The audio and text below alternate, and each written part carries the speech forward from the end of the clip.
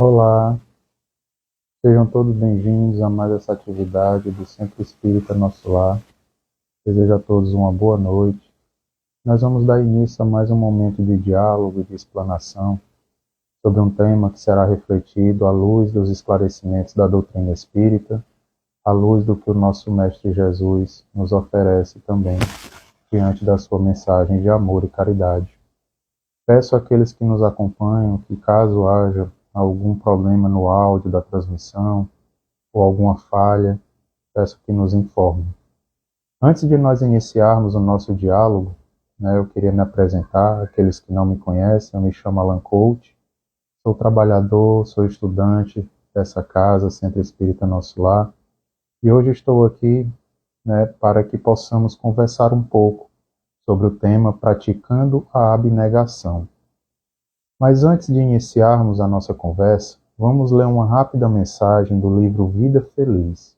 É um livro de psicografia de Divaldo Pereira Franco pelo espírito de Joana de Ângeles.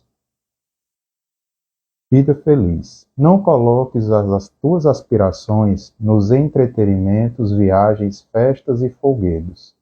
Caso te surjam as oportunidades para gozá-los, muito bem, aproveita e constatarás que estes prazeres passam, como outras satisfações quaisquer, deixando-te ansioso por novas ocasiões de fruí-los, e assim incessantemente.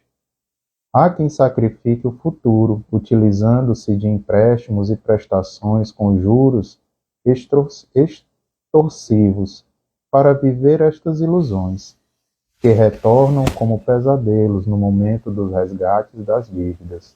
Busca os prazeres simples e duradouros, aqueles que não te perturbam o presente nem te escravizam no futuro.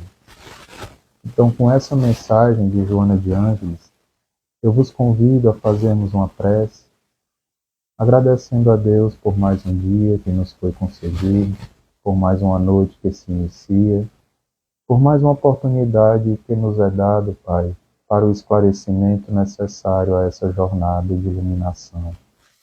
Que possamos a cada dia nos aproximar de Ti, que possamos a cada dia progredir espiritualmente e moralmente, colocando em prática de forma em sabedoria, de forma harmônica, tudo o que o Senhor nos ensinou. Que a Tua bênção, que a Tua misericórdia possa consolar a cada coração em dor, cada coração em sofrimento, e que possamos, Senhor, neste momento, trazer as reflexões necessárias para o nosso esclarecimento. Graças te damos, Pai, pelas oportunidades e pelo Teu amor. Assim seja. Então, como eu havia falado, eu me chamo Alan Couto, sou trabalhador e estudante dessa casa, Centro Espírita Nosso Lar, e o nosso tema da noite de hoje é praticando a abnegação. Quando nós olhamos para o tema, eu quero iniciar aqui trazendo alguns esclarecimentos sobre pontos que são trazidos pela doutrina espírita para a humanidade. Os principais deles são a comunicabilidade entre os espíritos, essa possibilidade, e a imortalidade da alma. São pontos que o Espiritismo traz de esclarecimento à humanidade para que possamos enxergar um pouco além de tudo que está posto a nós nesse mundo material. E dentro dessa compreensão, a doutrina espírita também nos esclarece, também nos apresenta a aplicação da lei de reencarnação. Lembrando que a reencarnação ela não é uma criação do Espiritismo. Essa crença na imortalidade da alma, essa crença na continuidade do aprendizado espiritual, essa crença no retorno do espírito para esse aprendizado, ela não surge a partir da codificação da doutrina espírita. Se nós analisarmos de maneira harmônica, de maneira despretensiosa, os textos bíblicos, outras ideologias religiosas, nós vamos perceber que a imortalidade da alma ela sempre caminhou dentro da consciência humana, dentro da busca de compreensão da humanidade. E a partir desses pontos de compreensão, a partir desse esclarecimento que nós somos espíritos que aqui estamos em constante evolução, em que em algum momento nós teremos que retornar ao plano espiritual e em outros momentos futuros teremos que retornar ao plano material nesse processo da reencarnação para esse aprendizado necessário, é importante que nós percebamos que muitas vezes, apesar do nosso processo reencarnacionista ele ser planejado, ele ser amparado pelos mentores espirituais, existe toda uma situação para a nossa chegada aqui na Terra, muitas vezes nós somos prejudicados por sentimentos que nós mesmos carregamos. E os principais são o orgulho, o egoísmo e a vaidade. E essa matéria grosseira, muitas vezes, além de limitar as potencialidades do nosso espírito, fazem com que esse tipo de sentimento, eles ditem a nossa conduta aqui na Terra. E diante da primeira dificuldade, diante das primeiras situações que não saem conforme nós esperamos, nós achamos que Deus é injusto conosco, porque Ele está ali apenas para nos ensinar através do castigo. Quando na verdade nós estamos nada mais, nada menos do que alimentando sentimentos de orgulho, de egoísmo, de vaidade. Então, a partir desse ponto, cabe o esclarecimento trazido por Emmanuel, que era o mentor espiritual de Chico Xavier. Na pergunta 125 do livro O Consolador, foi perguntado a Emmanuel quais seriam os maiores obstáculos que os irmãos do plano espiritual, os benfeitores do plano espiritual, encontram ao tentar trazer a nós essa bondade, esse socorro, essas orientações afetuosas, para que possamos, durante a nossa jornada, receber esse amparo. Lembrem-se que aqui eu não estou dizendo que os benfeitores espirituais eles estão a nosso serviço, para atender os nossos caprichos e os nossos desejos, e também não estão ali para satisfazer ou livrar-nos dos problemas. Eles estão ali para nos amparar, para nos intuir pela ligação de bons sentimentos e de bons pensamentos. Mas é justamente isso que foi perguntado a Emmanuel. Emmanuel, nós temos a certeza que não nos falta amparo espiritual. Mas por que nem sempre nós conseguimos identificar esse socorro que chega pelos fios do pensamento, pelos fios da intuição, pelos fios do sentimento? E Emmanuel responde que os maiores obstáculos eles se encontram do ponto de vista psíquico, onde o homem terrestre ele acaba, por conta da sua ausência de humildade sincera nos corações, e alimentando o egoísmo e a rebeldia, ele acaba impedindo esse contato. Ele acaba dificultando essa situação de intercâmbio que é muito valiosa a nós. Quantos de nós, em algum momento, pelas vias da intuição, não tivemos aquele pensamento esclarecedor, não tivemos aquele pensamento que nos ajudou a sair do momento de dificuldade?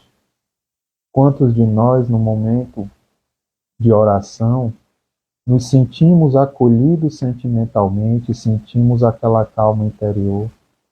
Esse é o contato e o amparo dos nossos benfeitores espirituais na nossa caminhada. Pena que a maioria de nós só lembra de buscar esse contato em momentos de dor, em momentos de sofrimento ou em momentos de revolta até, porque os nossos caprichos não foram satisfeitos. E aí, partindo da compreensão do tema que é trazido da noite de hoje, praticando a abnegação, quando nós lemos a palavra abnegação, e eu vou tentar defini-la de uma maneira o mais direta e simplificada possível, consiste no ato de renunciar dos nossos próprios interesses, desejos ou prazeres em benefício de outra pessoa, de uma causa, de um ideal ou de um princípio. Então perceba que ser alguém abnegado é muitas vezes perceber que não são os nossos interesses que prevalecem nessa jornada, que não são as nossas vontades que irão prevalecer o tempo todo. Só que tomados pelo orgulho, pelo egoísmo e pela vaidade, nós vamos trilhando um caminho de alimentar apenas as vontades do próprio eu, de querer apenas a satisfação do próprio eu. É o que aquele ditado muitas vezes é dito: primeiro eu, depois eu de novo. Então, enquanto as nossas vontades elas não são satisfeitas da maneira que nós queremos, e esse é um ponto importante para a nossa compreensão, porque nem sempre aquilo que é pedido a Deus, aquilo que nós desejamos, vai chegar da maneira que nós pedimos. Não vai se materializar da maneira exata como nós a idealizamos, mas podem ter certeza que a receberemos na maneira exata que necessitamos e que será de grande utilidade a nós. Mas tomados pelo orgulho, pelo egoísmo e pela vaidade, nós deixamos de lado esse sentimento, nós deixamos de lado essa postura. E nós temos que lembrar que se nós achamos a humanidade como um todo tomada pelo egoísmo e pelo orgulho, é porque cada um de nós carrega esse sentimento. Se o todo apresenta essa característica, é porque cada um dos seus indivíduos que o compõem apresentam também esse sentimento. Então eu não posso querer reclamar do outro abnegação. Eu não posso querer reclamar do outro humildade. Eu não posso querer reclamar do outro compreensão se eu não praticar isso. Eu não posso querer exigir de outra pessoa algo que eu ainda não tenho capacidade de vivenciar. Então é por isso que nesse ponto nós temos que tentar conhecer a nós mesmos. O autoconhecimento que a doutrina espírita tanto nos convida é justamente para identificar alguns pontos da nossa personalidade e da nossa conduta que muitas vezes nos trazem situações de dor, de desavença. Pontos que muitas vezes são ignorados por nós e que enquanto nós não percebermos que são pontos necessários e que precisam ser reajustados dentro de nós vamos continuar levando a nossa vida achando que está tudo bem, que está tudo certo. Se eu não identifico a falha, por que eu vou querer mudar? Para mim está tudo certo. Então, quando nós nos voltamos lá naquela passagem do Evangelho de João, que é pedido a nós para que possamos conhecer a verdade, e a partir disso a verdade nos libertará, um dos primeiros pontos é a verdade sobre nós mesmos e a verdade sobre as leis universais. Joana de Ângeles, ao comentar sobre isso, ela nos diz que a real proposta é para que nós, seres humanos, consigamos identificar os valores éticos que devem ser realmente conhecidos e respeitados por nós, nos levando também à compreensão de que essa passagem carnal ela é transitória, que esse corpo físico ele é transitório, mas não é um momento sem importância. É um momento de grande utilidade e amadurecimento do ponto de vista moral e espiritual. Ajuda-nos nesse fortalecimento moral e nesse crescimento. Mas enquanto estivermos mergulhados nas nossas insatisfações, nas nossas revoltas mais íntimas, nas nossas vontades de querer prevalecer sobre a vontade até mesmo de Deus, nós não sairemos de situações de dor e de sofrimento. No livro da Esperança, uma das suas mensagens faz alguns contrapontos sobre os sentimentos que nós vamos alimentando ao longo do nosso cotidiano. E até onde esses sentimentos vão nos levar se eles não forem tratados de maneira adequada. Nos é dito que a cólera nos leva à revolta, o pessimismo acabará nos levando ao desânimo, o egoísmo vai nos levar a pensarmos apenas em nós mesmos, e a vaidade vai nos levar a uma vida de ilusão. E eu quero aqui abrir um parêntese sobre a questão da cólera, porque muitas vezes é sobre essa intemperança, é sobre essa tomada de decisões onde o nosso íntimo está possuído pela raiva e pela revolta, que nós cometemos as atitudes mais impensadas de nossa vida e as atitudes que mais nos trazem prejuízos na nossa caminhada moral e material. Então, o Evangelho segundo o Espiritismo, ao refletir sobre o tema a cólera, tem uma passagem que me chama a atenção e ela é bem interessante sobre isso, quando é dito que se nós tivéssemos a oportunidade de nos visualizarmos em um momento de cólera, nós ficaríamos envergonhados.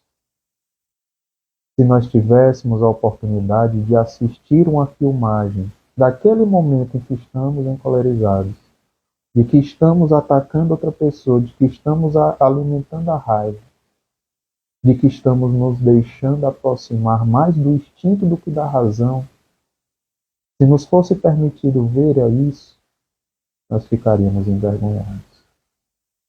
Só que isso muitas vezes acaba acontecendo. No nosso retorno à pátria espiritual, quando nós nos deparamos com a literatura espírita, muitos são relatos dos irmãos que, ao retornar à pátria espiritual, acabam sendo tomados pelos sentimentos de angústia, de remorso, de arrependimento, pelo tempo e pelas oportunidades que foram perdidas. Porque lembrem-se que eu disse agora há pouco que a matéria ela limita muitas das propriedades do nosso espírito. E no plano espiritual, o nosso espírito ele está liberto da matéria, a nossa consciência se amplia, as nossas percepções se ampliam. Isso se nós nos permitirmos desapegar das conexões materiais. E aí nós percebemos, muitas vezes, que a nossa caminhada foi repleta de tomadas de decisões que nos impediram de avançar. Então nós temos que entender que Deus ele sempre irá nos proporcionar aquilo que nós precisamos e não exatamente aquilo que nós desejamos. Mas para isso nós temos que ter humildade. Para isso nós temos que compreender que não é a nossa vontade que prevalece. Para isso nós temos que ter humildade que aqui estamos na condição de aprendizes. Para isso, nós temos que ter humildade de que tudo que nos é oferecido tem uma finalidade em nossas vidas. Como nos diz Emmanuel, humildade é a base do equilíbrio da natureza. Porque com humildade eu passo a valorizar as coisas nas suas minúcias. E quando eu passo a valorizar algo, eu passo a vivenciar aquilo ou usufruir daquilo com sabedoria. Emmanuel ainda continua dizendo que o ingrato ele nunca terá paz, porque o que ele detém nunca o deixará satisfeito. Ele estará com a mesa repleta de alimento, mas estará incomodado porque ali não tem o seu prato predileto. Ele tem condições de se levantar todas as manhãs e se dirigir ao seu trabalho, mas ele ficará revoltado porque ele não tem condições de ter um carro zero. Sendo que muitas pessoas nem sequer conseguem se locomover ou nem mesmo têm um trabalho para se deslocar. Então percebam que são nas pequenas minúcias de nossas vidas que nós temos que passar a voltar o nosso olhar de uma maneira diferenciada. Paulo nos convida a pensarmos nas coisas que vêm do alto. E nesse convite, dentro do tema que estamos aqui conversando e refletindo sobre ele, existe um esclarecimento necessário a cada um de nós: a crença e a compreensão na vida futura. Está lá na questão 959 do Livro dos Espíritos, onde é respondido a Kardec que a vida futura implica na conservação da nossa individualidade após a morte. Em outras palavras, tudo que nós vivenciamos, tudo que nós aprendemos, tudo que nós internalizamos, permanecerá gravado na nossa consciência, permanecerá gravado no nosso corpo espiritual.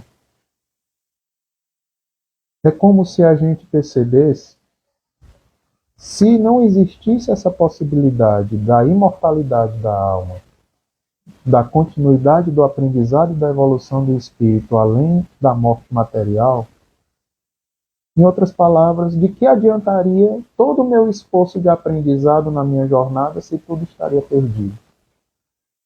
Se nós perderíamos a nossa essência, com a morte do corpo físico.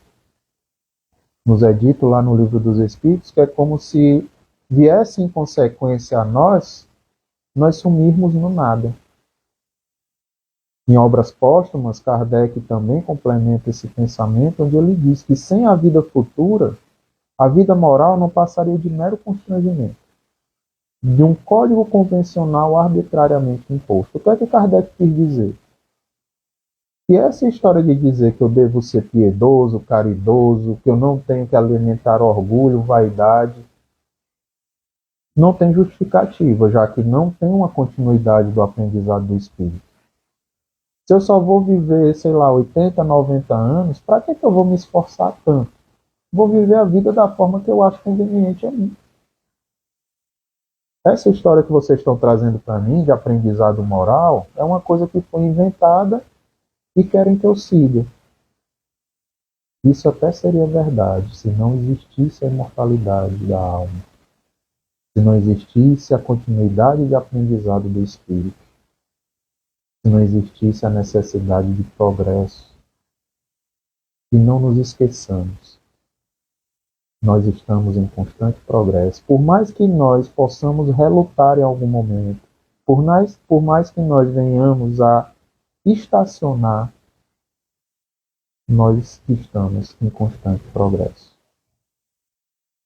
Não adianta quanto tempo isso vai levar, mas nos é dito pela literatura espírita que estamos fadados a isso. Mas isso só vai acontecer à medida que nós formos conseguindo nos despir do materialismo, que é uma das maiores chagas da humanidade. Porque através dele nós alimentamos sentimentos de desequilíbrio. Somente pela união sincera e fraternal entre nós espíritos, encarnados e desencarnados, é que será possível a nossa regeneração e, consequentemente, a regeneração do planeta. Regeneração que é uma palavra que não é novidade, para a maioria de nós, sobretudo dentro da doutrina espírita, dentro do movimento espírita.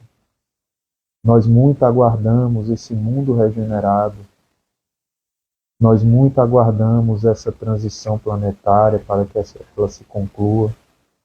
Mas será que é algo que vai acontecer pela simples inércia do tempo? Pelo simples passar do tempo? A regeneração verdadeira desse planeta só vai acontecer quando cada um de nós se regenerar individualmente. Enquanto nós tivermos amor demasiado aos bens terrenos, nós estaremos travados nessa marcha. Porque é justamente esse apego que acaba nos impedindo de nos adiantarmos espiritualmente e moralmente. E não achemos que esbanjar a riqueza é despreendimento de bens terrenos, não. Isso é descaso e indiferença.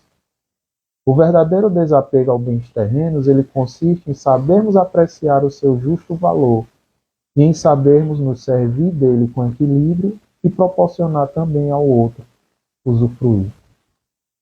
E uma das consequências desse apego demasiado ao materialismo é que coloca o homem em constante conflito, em uma busca por uma felicidade que ela é relativa e muitas vezes é ilusória. Na questão 922, Kardec ele teve essa preocupação e perguntou aos espíritos qual seria a medida da felicidade. E os espíritos responderam: dentro da possibilidade de compreensão em que vocês se encontram hoje, para a vida material é a posse do necessário. Para a vida moral é a consciência tranquila e a fé no futuro. E eu, particularmente, eu reflito muito sobre esse ponto.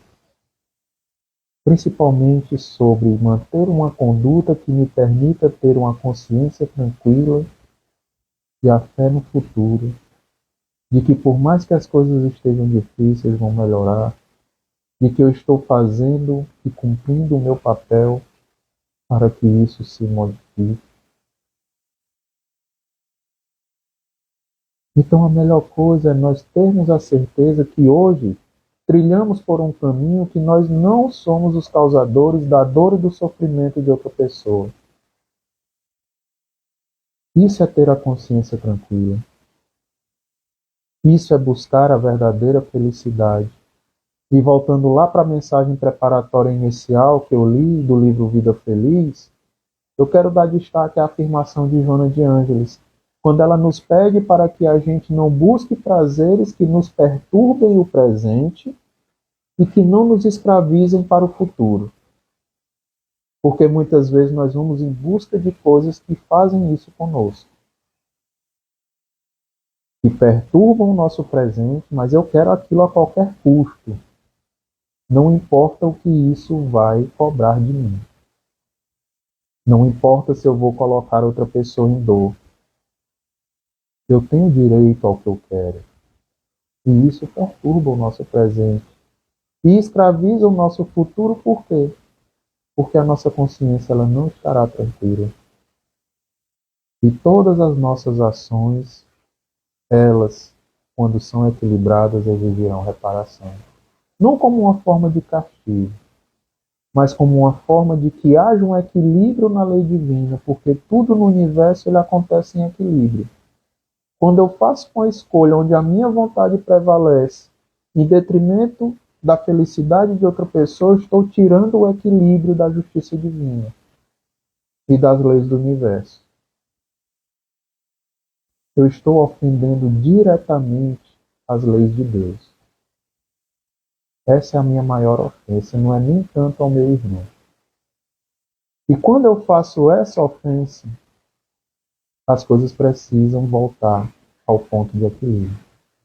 E muitas vezes para isso me é exigido aprendizado através de provas e expiações que me farão repensar as minhas atitudes, que me farão perceber que esse imediatismo que o cotidiano joga na minha vida, se ele não for vivenciado com sabedoria, não vai me levar a um local de crescimento adequado. Nós, seres humanos, muitas vezes esquecemos que tudo na vida exige preparação. Tudo na vida exige a construção do merecimento. Não é à toa que em vários momentos da sua passagem, de suas falas, Jesus falou sobre a semeadura, sobre o ato de semear. Só que nós temos que entender que muitas vezes estamos semeando para o futuro. Aquela semente que foi plantada, eu não vou usufruir dos frutos dela. E a natureza nos ensina isso o tempo todo.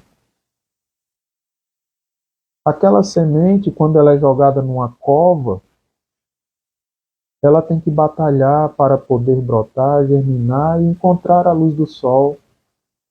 Tem que se nutrir daquilo que a terra lhe proporciona naquele momento para que depois ela possa ter acesso ao ar puro, à luz do sol, à água, e possa crescer e, quem sabe, dar frutos. Então, tudo na vida exige preparação, tudo na vida exige esforço. E saibamos que nós estamos, dentro das nossas atitudes, semeando para o futuro da humanidade. E quando eu falo de futuro da humanidade, eu falo não apenas dos descendentes, falo também de nós. Porque quem sabe no futuro, pela aplicação da reencarnação, nós aqui estaremos novamente, vivenciando um futuro que foi construído por nós. Entendendo que tudo na vida tem uma finalidade e tudo está conectado. Então, dentro do que estamos conversando hoje, nós temos que aprender a nos contentar com aquilo que nos é oferecido. E pegando do ponto de vista material, que muitas vezes nós, de maneira errada, nós mensuramos se somos ou não injustiçados, ou se somos ou não prediletos por Deus, se somos pobres ou se somos ricos. Esquecendo que, independente da pobreza ou da riqueza, estamos ali numa missão, num desafio de crescimento individual, onde aquela situação ela deve ser vivenciada e os recursos que me foram oferecidos têm que ser aplicados de maneira equilibrada. Então nós Quem é pobre? Nós que somos pobres do ponto de vista social, monetário, não devemos invejar aqueles que têm a riqueza. Até porque nós devemos nos preocupar em não sermos pobres do ponto de vista moral, em termos sentimentos nobres a oferecer nessa jornada, não utilizando esses potenciais unicamente para a satisfação do nosso orgulho. Eu não estou aqui querendo dizer que nós temos que abrir mão de tudo, deixar de se preocupar com o nosso sustento, com o nosso crescimento profissional, não.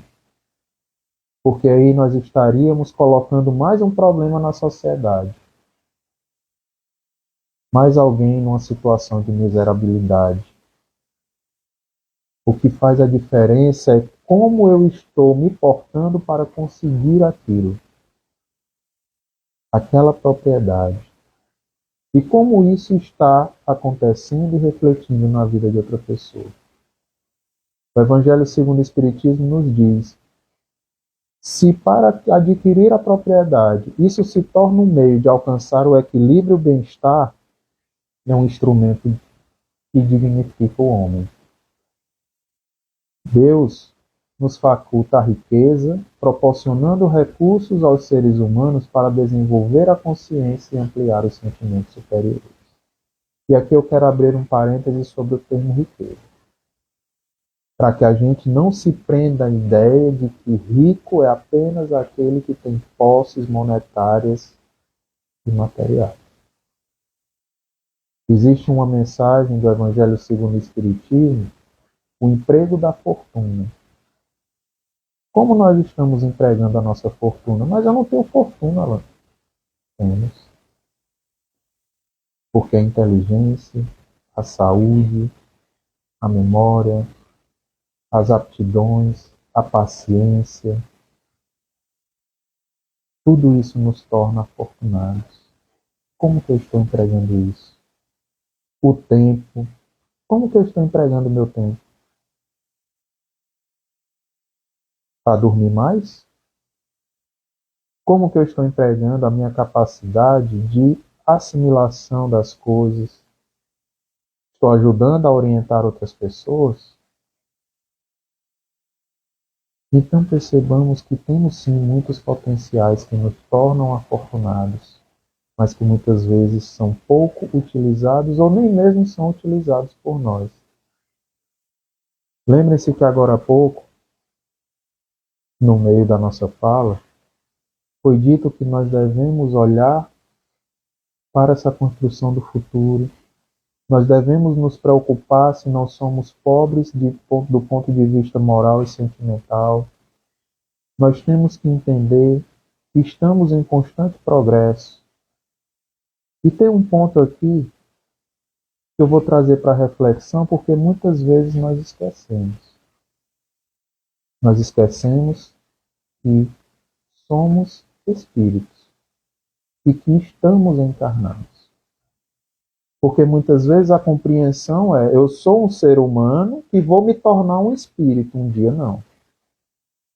Nós somos espíritos que estamos temporariamente encarnados. Então, como que eu quero que aconteça o meu despertar espiritual? Como vai ser o meu retorno à minha pátria de origem, que é o mundo espiritual? E para isso eu tenho que valorizar o aprendizado aqui na Terra. No livro Céu e Inferno, Kardec ele define que o homem de bem e o homem perverso, eles serão distinguidos na forma como se portaram diante de outros homens. Então, para eu ser um verdadeiro homem de bem, eu tenho que, além de buscar meu crescimento individual, moral, construção de virtudes individuais, eu tenho que compartilhar isso com outros irmãos. Lembrem-se que agora há pouco a gente falou também da vida futura, e nesse retorno à pátria espiritual, vem aqui uma reflexão que eu vou tirar lá do Evangelho segundo o Espiritismo. quando é dito que quando a gente vai fazer uma viagem para um país distante, nós preparamos toda a nossa bagagem conforme a realidade daquele local. Ah, tá fazendo frio lá, eu vou levar roupa para frio. Ah, não, eu estou me dirigindo para um local litorâneo, então eu vou levar roupa para que eu possa ir à praia. Então, por que a gente não faz isso também no nosso retorno à vida espiritual? Qual a bagagem que eu estou organizando para quando eu retornar à pátria espiritual? Porque lá o que vai valer é quais as virtudes que eu consegui desenvolver, para que a gente possa entender qual é a verdadeira paz, qual é a verdadeira felicidade, entendendo que a paz que Deus nos oferece é a paz do sacrifício individual, dos desafios individuais, e é uma paz que depende apenas das nossas circunstâncias, dos nossos sentimentos e dos nossos pensamentos. Só que muitas vezes nós mensuramos paz achando que ela se aplica conforme a paz que o mundo nos apresenta. E como é que eu acho que é a paz do mundo? Uma vida onde eu não tenho nenhum problema e nenhuma dificuldade. Isso não é paz. Muitas vezes isso me leva à ociosidade, porque eu estou desperdiçando os meus potenciais de aprendizado. Eu estou deixando de colocar em prática aquilo que é necessário para o meu crescimento. Eu estou deixando de me testar para saber se aquela situação eu já consigo superar. Então Jesus ele não nos apresentou a paz que é feita do ócio. E Emmanuel ele até complementa isso nos dizendo que existe muita ociosidade gerando aflição, porque oportunidades estão sendo desperdiçadas. Ao tempo que existe muita aflição, quando bem vivenciada, sem revolta, gerando tranquilidade, porque aquele espírito está avançando, está evoluindo, está indo no caminho que o direciona para o progresso, porque ele aprendeu a deixar de lado um pouco do seu desejo pelas próprias satisfações. Por isso que nos foi orientado a buscar a porta estreita, porque a porta estreita ela nos ajuda para que a gente deixe de lado aquilo que não é necessário. É como se eu quisesse passar por uma porta estreita realmente, com uma bagagem imensa, uma mochila imensa, a mão cheia de malas. Ou passa eu ou passa a bagagem. E muitas vezes essa bagagem ela nem é necessária. São coisas supérfluas. Por isso que a porta estreita nos leva à renovação, ao reajuste, a olharmos para o que realmente importa, a entendermos que quando nós fomos criados por Deus, nos foi dado todos os potenciais de crescimento. Nos foi permitido o uso do livre-arbítrio para que a gente pudesse ir em direção à prática do bem. E quando nós fomos criados lá atrás, simples e ignorantes, é porque ainda não estávamos tomados pelas paixões do mundo e que tínhamos a necessidade de aprender as verdades do mundo. E por falar em paixões, paixão que consiste naquele sentimento forte de apego, e isso quando se volta para as coisas do ponto de vista material, do ponto de vista sentimental, nos escravizam. Eu vou trazer uma sequência de reflexões que se encontra no Livro dos Espíritos sobre isso. Quando nos é dito que as paixões, elas podem, quando de maneira bem aplicada, nos levar a grandes realizações. O abuso das paixões é que acaba causando mal. Uma paixão, ela se torna perigosa a partir do momento em que deixamos que ela nos governe e que acaba tomando as decisões da nossa vida para nós, trazendo prejuízo não só a nós, mas para outras pessoas. toda paixão que aproxima o homem da natureza animal nos afasta da natureza espiritual. Para ficar fácil a nossa compreensão sobre esse ponto, o ciúme. Ah, não, mas eu estou apaixonado. Não. Você acha que aquela pessoa é sua propriedade. E quando se descobre que não é, muitas vezes se tomam atitudes drásticas que causam dor e que fazem isso. Nos aproximam da natureza animal, nos afastando da natureza espiritual. E o último ponto de reflexão, Kardec pergunta 909 do Livro dos Espíritos. Poderia sempre o homem, pelos seus esforços, vencer as suas más inclinações? Os Espíritos respondem que sim.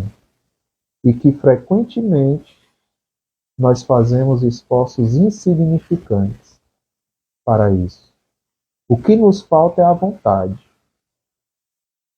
Muitos de nós, ou quase nenhum de nós, se propõe ao esforço para se libertar dessas paixões. Vejam como isso é importante. Porque às vezes, quando é alguma situação que vai nos tirar da zona de conforto, daquele ócio, que vai nos fazer levantar da cama, a gente se incomoda e a gente não se esforça. Por isso, que muitas vezes basta apenas boa vontade da nossa parte para que a gente dê o primeiro passo rumo a essa obra de transformação, para que a gente faça um emprego adequado das fortunas que nós temos, para que a gente possa perceber que só através do trabalho do bem nós vamos mudar a nossa faixa vibratória, nós vamos mudar a nossa percepção de mundo, nós vamos praticar a caridade, nós vamos desenvolver virtudes que nos farão perceber que a nossa dor não é a maior, que o irmão tem muito a me ensinar, que mesmo imperfeito eu posso ser útil na vida de alguém, que eu tenho condições de ser piedoso, de ser benevolente. Nos é esclarecido também pelo Livro dos Espíritos que o melhor meio de aperfeiçoamento do espírito é através do trabalho. Trabalho no bem, trabalho desapegado. Porque sem o trabalho, o homem permaneceria sempre em sua infância moral e intelectual. Aí a gente volta lá para aquele ponto da ociosidade. Será que se eu, ao longo da minha vida, na minha vida escolar, pré-escolar, etc., ao invés de levantar todos os dias pela manhã para ir à escola, eu tivesse escolhido ficar em casa dormindo, vou ficar em casa dormindo até mais tarde, fazendo o que eu quero, me divertindo como eu quero, fazendo as coisas que eu gosto, assistindo o que eu gosto. Não vou para a escola de jeito nenhum. Prefiro essa tranquilidade aqui, não estou mexendo com ninguém. Qual teria sido o meu futuro, o seu futuro, o nosso futuro? Aonde a ociosidade nos levaria? O Evangelho ele traz até o exemplo do Mar Morto, para que a gente possa compreender também sobre isso. Calmaria não representa harmonia. Eu ouvi isso recentemente.